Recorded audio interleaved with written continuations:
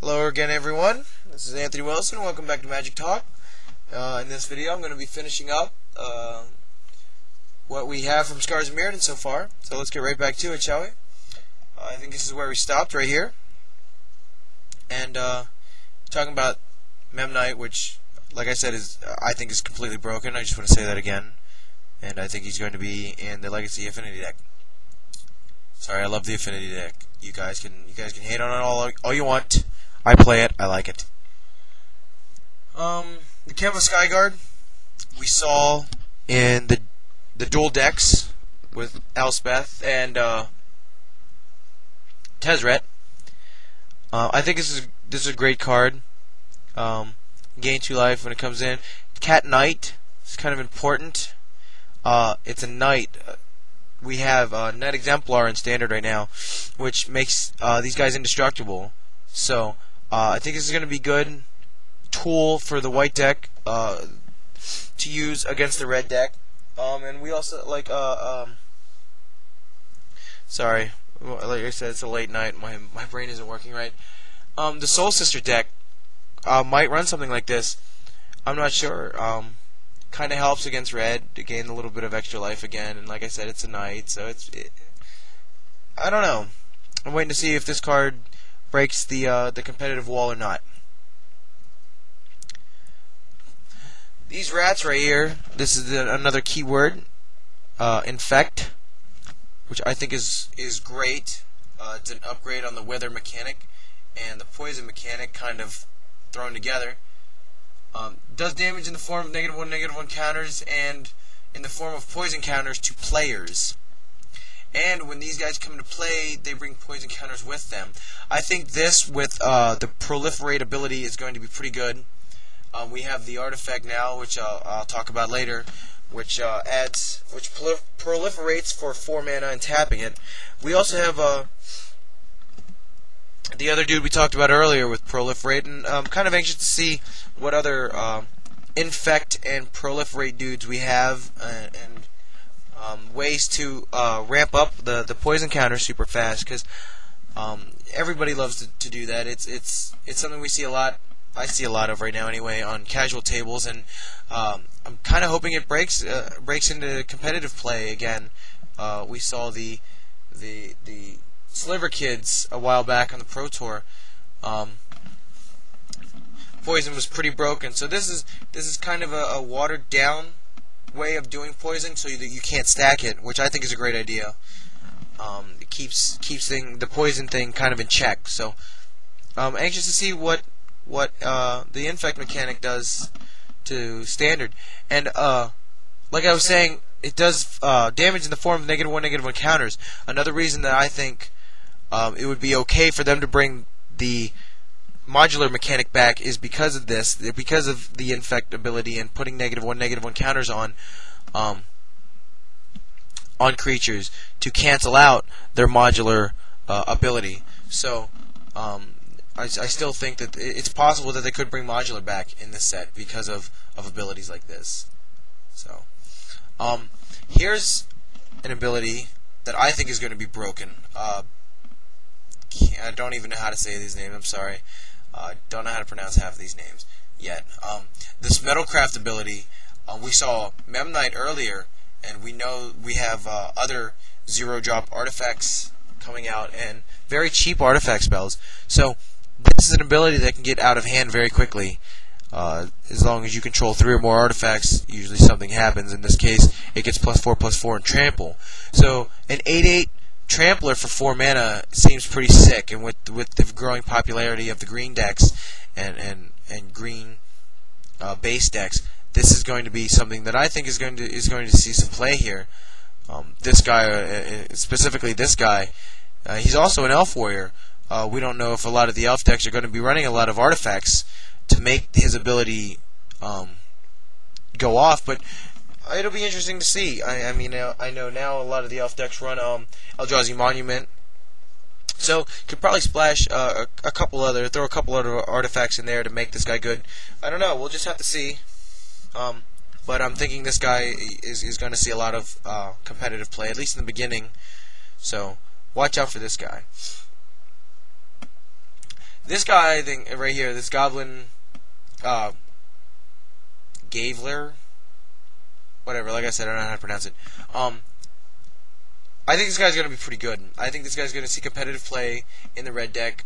There's going to be, he gets +2/+0 for each equipment attached to him. There are some equipments to make this guy good. We're going to take a look at one of them here in a little bit. I guess I should have gone through this list the other way. It might have made more sense. I don't know. I decided to go this way. So, anxious to see this guy and play test with this guy and see if we can make him work. Not so sure yet. Here's the artifact, equipment I was talking about. I'm sorry, equipment. Dark Steel Axe. Now, it looks, the artwork resembles one of my favorite equipments, the Bone Splitter, which costs 1 and equip for 1. This costs 1 and equips for 2. Obviously, the upgrade being that it's indestructible. So, this is something I think is going to actually see some play, and I'm happy to see that they brought the Dark Steel thing back. But we have another card in Standard from M11 that I think is going to be cards like this is going to be a big deal. The Phylactery Lich can actually put its counters on an indestructible artifact, keeping him around a lot longer. So, it's going to be interesting to see if you can't remove an artifact from the game, which I'm sure they'll print something to remove artifacts from the game. Not going to be able to destroy. You're not going to be able to destroy Phylactery Lich. So, anxious to see.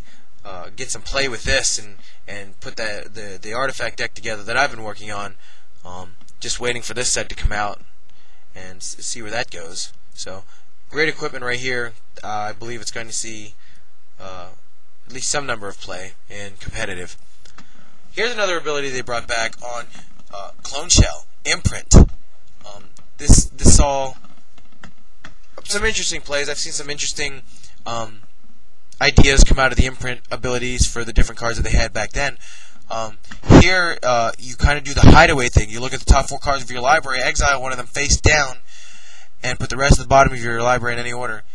And then, when this guy goes to the graveyard, if the imprinted card was a creature, you get to put that onto the battlefield under your control. So, for 5 mana, I'm not sure if this guy's going to see a lot of competitive play.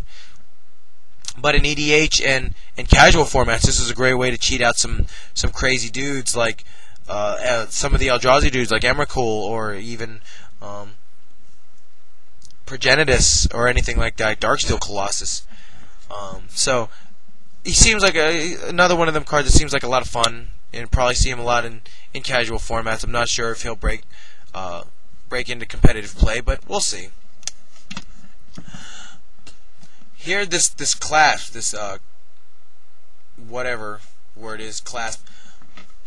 This artifact is very interesting.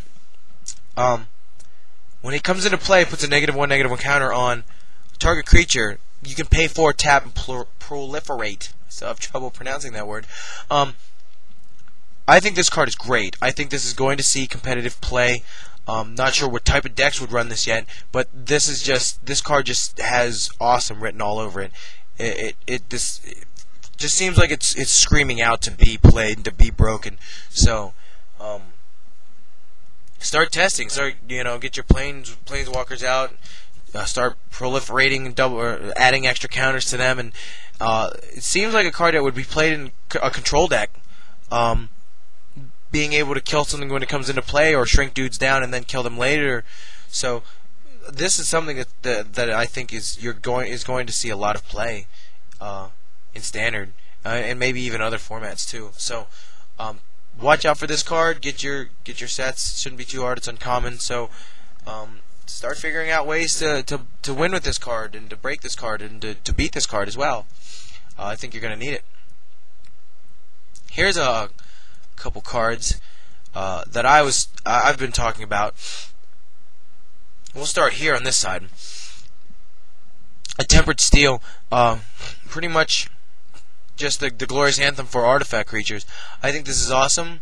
The last time around, white wasn't the strong suit for the artifacts, so it'll be interesting to see if they do print artifacts more in the white zone. I know that sounds a little weird and a little off because artifacts are usually colorless, but maybe they're printing, or maybe there'll be something to coax artifacts to play a white more. I know we saw a little bit of that in Shards of Allura with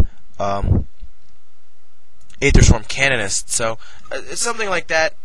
I don't know. I don't know where this is headed, but it'll be pretty cool to see. Here we have Mox Opal. A lot of speculation on what this card did. My speculation was wrong, like a lot of my speculations are. It has the Metalcraft ability.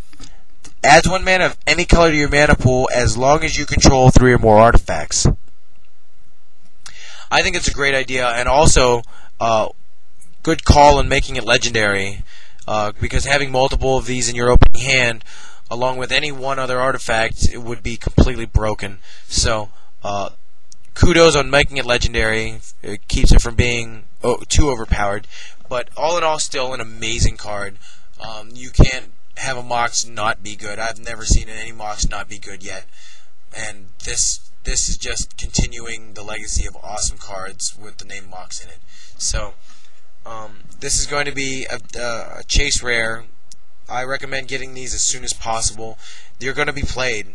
You're going to see this being played in not just Standard, probably more so in Legacy and Vintage. For obvious reasons, it's a Mox. It's going to see more play in those formats. But just recommend picking these up. If you get a foil one, hold on to it for a while at least. The price is going to go up. So good luck on getting these. And I can't wait to see what kind of decks are being played with this. And for the last card, the Elspeth. For some reason, I feel like this is a little bit of a downgrade on her last card. Another card competing for the 5-drop slot in white, along with Baneslayer Angel, a couple others, and you got in the control decks now you have Venser, which is probably better in the 5-drop spot. But let's take a look at her abilities before I go spitting too much hatred about this card. I don't hate this card. I just don't think it's as good as the last Elspeth. It starts with 4 loyalty counters. Comes in with 4 loyalty counters. Add 2. You gain 1 life for each creature you control. -2. Put 3 1/1 White Soldier creature tokens into play. -8.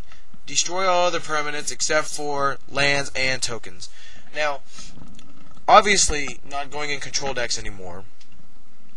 Probably for a little more of the aggro decks, like White Weenie decks, even the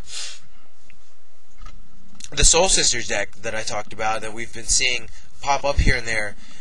It's growing in popularity. This would be a great card for that deck. It's not very heavy on the expensive cards, the expensive drops. This is a great way for it to gain an insane amount of life. If it's been playing a lot of dudes, has a lot of dudes on the field, drop this into play, gain all that life. You know, its Sarah Ascendants get really big really fast. So this might see play in the aggro decks, the white aggro decks. I don't believe she has a place in control anymore. She's definitely, Elspeth is definitely taking a turn for the more aggressive. So, I think it's going to be really good. It's going to be definitely a change of pace for the Elspeth character. So, probably going to be popping up in different types of decks. You're not going to be seeing her in control anymore. So, that's what I have so far on the spoilers for Scars of Mirrodin. Like I said, this is all I have as far as a list that I was actually able to find. It's looking really good. It doesn't look like they're overdoing it on the artifacts. No indication, not even any hints or inklings that there could be the affinity ability returning. So, sigh of relief there, I guess. But all in all, it's looking very good. And haven't seen anything too broken or too format changing or defining. So, I guess we'll wait and see what else Scars of Mirrodin has in store for us, and I will try to keep you up to date on my thoughts and feelings about the set. So thanks for watching, and we'll see you next time.